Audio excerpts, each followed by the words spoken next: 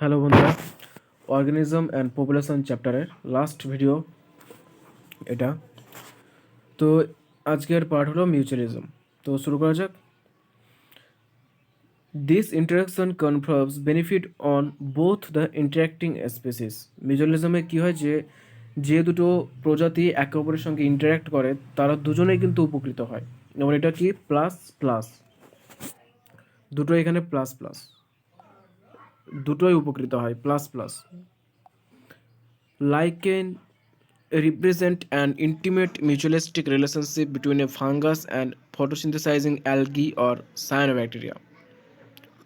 তো এখানে একটা এক্সাম্পল আছে লাইকেন,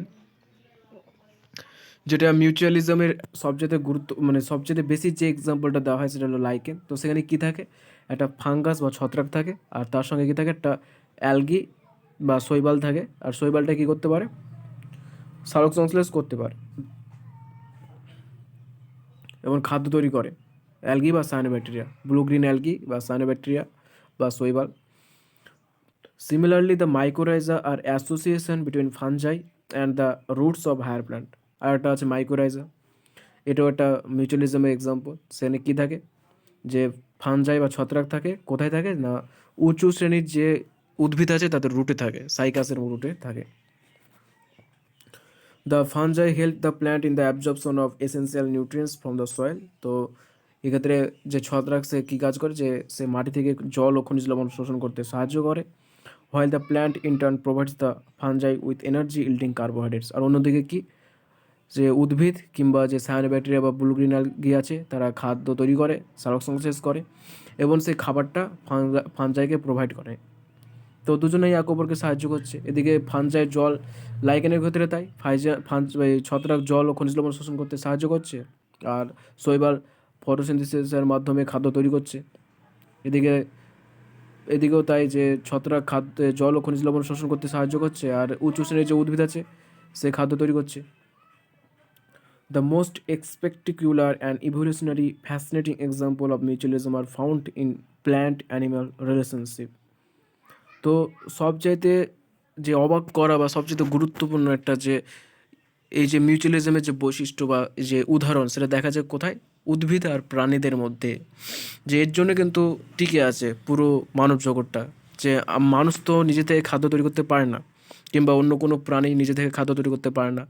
তারা খাদ্যের জন্য কার উপর নির্ভরশীল, উদ্ভিদের উপর নির্ভরশীল। তো এভাবে উদ্ভিদ আর প্রাণীদের মধ্যে একটা সম্পর্ক গড়ে উঠেছে। Plants need the help of animals for pollinating their flowers and dispersing their seeds। এবং অন্যদিকে উদ্ভিদও কি নিজে থেকে পলিনেট হতে পারে না। পলিনেট বলতে যে পরাগযোগ হতে পারে না, তার জন্য প্রাণীর দরকার হয়। কিংবা তার যে বীজ থাকে সেই বীজগুলো নিজে থেকে ছড়ায় না, তার জন্য প্রাণী দরকার হয়। তো এইভাবে উদ্ভিদ প্রাণীকে সাহায্য করছে, প্রাণী উদ্ভিদকে সাহায্য করছে। উদ্ভিদ প্রাণীকে খাবার দিয়ে সাহায্য করছে, প্রাণী উদ্ভিদকে পরাগযোগে সাহায্য করছে যাতে তারা বংশ বিস্তার করতে পারে। তার সিডটা ডিসপার্সাল করতে ছড়িয়ে দিতে সাহায্য করছে। মৌমাছি, পাখি, এদের মাধ্যমে কাজগুলো সম্পন্ন হয়ে থাকে। মানুষও করে অনেক ক্ষেত্রে আর্টিফিশিয়ালি। এবং এই প্রক্রিয়ার মাধ্যমে পুরো বিশ্ব টিকে আছে। Animals obviously have to be paid fees for the services that plant expected from them. তো প্ল্যান্টের যেহেতু পরাগযোগ করে দিচ্ছে, তারপর বীজটাকে ছড়িয়ে দিচ্ছে, তো এই কাজের জন্য অবশ্যই কি প্রাণীদেরকে পুরস্কৃত করা দরকার। Plants offer reward or fees in the form of pollen and nectar for pollinators and juicy and nutritious fruits for seed dispersion। তো উদ্ভিদ অবশ্যই তার জন্য প্রাইজও দেয়, কিংবা যা পাওয়া প্রাপ্য প্রাণীদের তাকে সেটাও দিয়ে থাকে। যেমন যে সমস্ত প্রাণী উদ্ভিদদের পরাগযোগ ঘটিয়ে থাকে তাদেরকে পোলেন আর নেকটার প্রোভাইড করে প্ল্যান্ট। আর যে সমস্ত প্রাণী সিড ডিসপার্সাল করে থাকে বা বীজকে ছড়িয়ে দেয় তাদের জন্য জুসি এবং নিউট্রিটাস ফ্রুট বা ফল প্রদান করে। But the mutually beneficial system should also be safeguarded against cheaters, for example animals that try to steal nectar without aiding in pollination। তো প্রাণীদের ক্ষেত্রে অনেক চিটার্স আছে, যে অনেক কীটপতঙ্গ আছে, মৌমাছি আছে, পাখি আছে, যারা পরাগযোগ ঘটায় না কিন্তু অথচ সেখান থেকে নেকটার, পোলেন এগুলোকে সংগ্রহ করে নেয়। তো এই চিটার্সদের হাত থেকে রক্ষা করার জন্য বিশেষ পদ্ধতি অবলম্বন করতে হবে।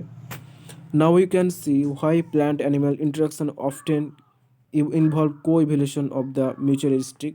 That is, the evolution of the flower and its pollinator species are tightly linked with one another.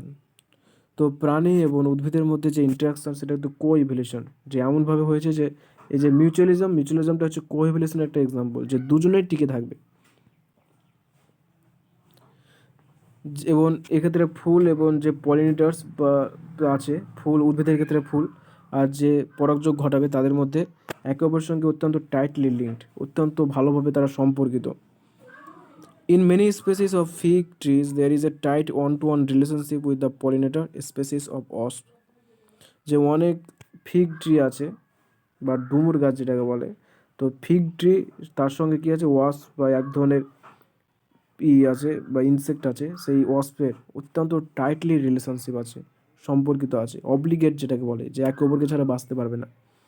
It means that a given fig species can be pollinated only by its partner wasp species and no other species. মানে তাদের মধ্যে সম্পর্কটা এতটাই বেশি যে যে fig প্রজাতির গাছটা আছে সেটা একটা নির্দিষ্ট প্রজাতির ওয়াস্পের দ্বারাই পলিনেটেড হবে। তাদের মধ্যে অন্য কোনো ওয়াস্প এলেও বা অন্য কোনো প্রজাতির জীব এলেও তাদের মধ্যে পলিনেশন হবে না, বা তাদের মধ্যে যে সিডের ডিসপার্সাল হবে না, তাদের মধ্যে যে আদান প্রদান, নেকটার পোলেনের আদান প্রদান সেটা হবে না। তো অত্যন্ত একে অপরের সঙ্গে অত্যন্ত ভালোভাবে তারা সম্পর্কিত। The female wasp use the fruit not only as an oviposition egg laying site but uses the developing seed within the fruit for nourishing its larva. তো মিউচুয়ালিজমে দুজনে উপকৃত হয়। তো এই ক্ষেত্রে ওয়াস্পের উপকারটা কি? তো ওয়াস্পের উপকার হচ্ছে কি, যে যে ওয়াস্প যেটা আছে তার সাথে ডিম পাড়ার জন্য একটা জায়গা পেয়ে যায়। ফিগ যে গাছ আছে সে ফিগ গাছের মধ্যে যে জায়গা পেয়ে যায় যাতে সে ডিম পাড়তে পারে ওয়াস্প। আর তাছাড়া ফিগ গাছের মধ্যে যে আছে নিউট্রিশন পদার্থ আছে, সেগুলোকে সে তার যে বাচ্চা আছে বা লার্ভা আছে তাদের গ্রো করার জন্য সেগুলোকে কাজে লাগায়। তো দুটো উপকার পাচ্ছে, একটা হচ্ছে কি ওভিপোজিশন অর্থাৎ এগ লাইং সাইট, যে ডিম পাড়ার জায়গা পেয়ে যাচ্ছে। আর আর যে আর আরেকটা কী হচ্ছে যে নাউরিসিং, যে ফলটা আছে সেই ফলটা ইটস লার্ভা, যে তার লার্ভা আছে সেই লার্ভাটা যাতে নাউরিস হতে পারে তার জন্য ফলটাকে কাজে লাগাচ্ছে খাদ্য হিসাবে। The wasp pollinates the fig inflorescences while searching for suitable egg laying site.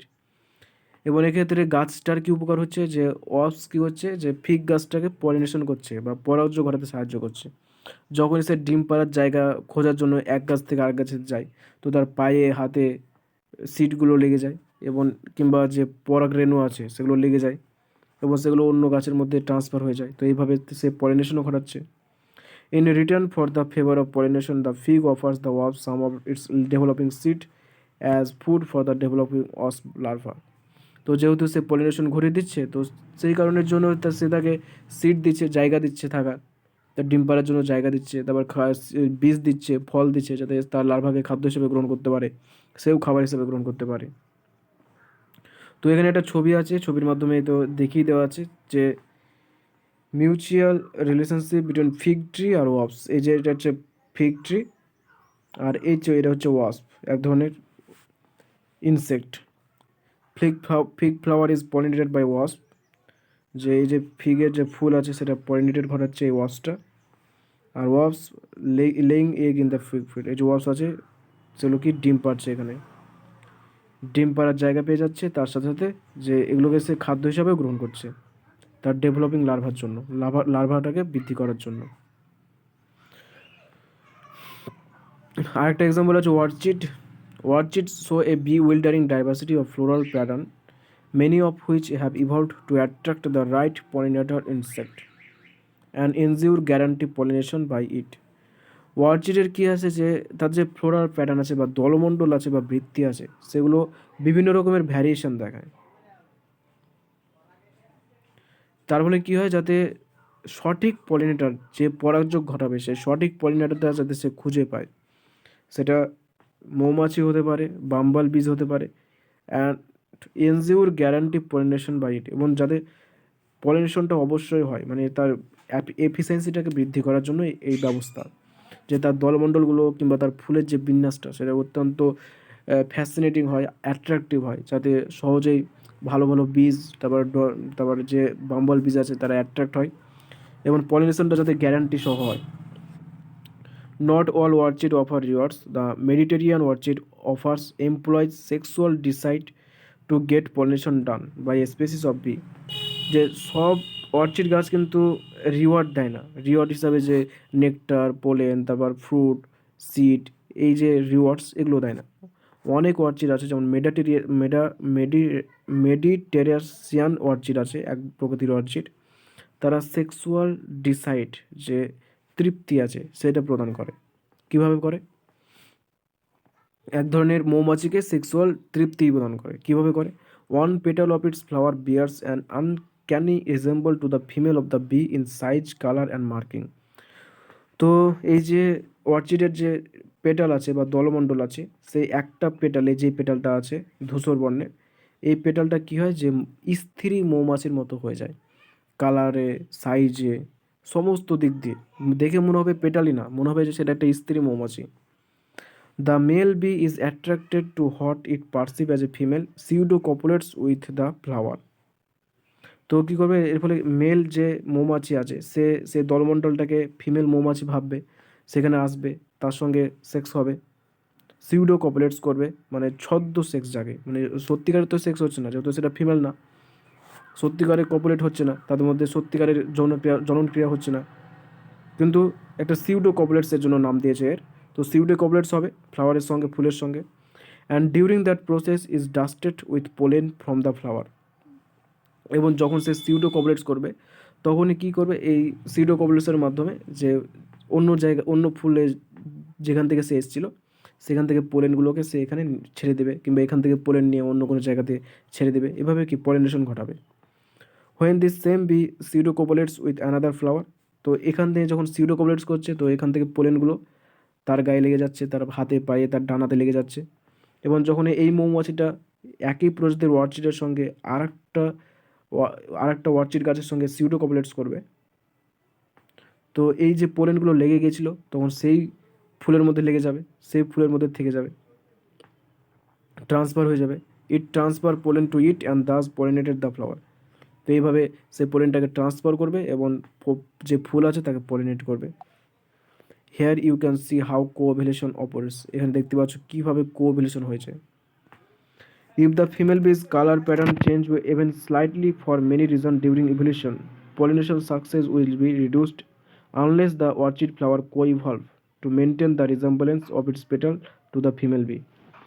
যে এদের মধ্যে কো-ইভলভটা কত ভালোভাবে হয়েছে, এটা একটা কো-ইভলভের এক্সাম্পল, যে যদি কোনো কারণে ফিমেল বি যেটা আছে, স্ত্রী যে বি আছে, তার কালার যদি কোনো রকমভাবে চেঞ্জ হয়ে যায়, যে সত্যিকারের যে স্ত্রী মৌমাছি, তার কালার, তার সাইজ যদি কোনো কারণে চেঞ্জ হয়ে যায়, তাহলে কি মেল যে মৌমাছি আছে সে সহজেই বুঝতে পারবে যে এটা তো আর ফিমেল মৌমাছি না, ফিমেল মৌমাছি দেখতে এরকম হয় না, কালার এরকম হয় না, কিংবা তো তখন তখন এটা হবে না, এই যে কোইভ্যালেশন হচ্ছে এটা হবে না, পলিনেশনটা হবে না।